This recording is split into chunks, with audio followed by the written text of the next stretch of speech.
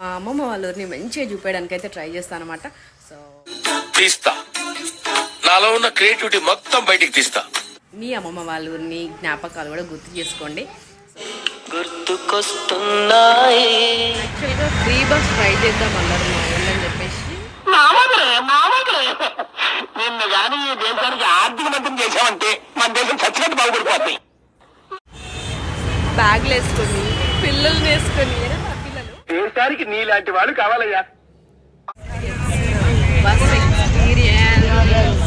ఈ దేశానికి కాదమ్మా, శత్రు దేశానికి ఆర్థిక మంత్రిగా పంపిస్తాయి.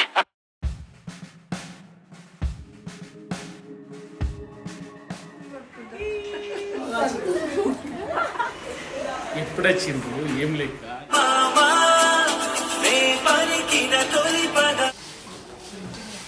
ఇద్దరు మమ్మీలు వచ్చిర్రు, ఇంకా ముగ్గురు రావాలి. మరి వస్తారంటవా?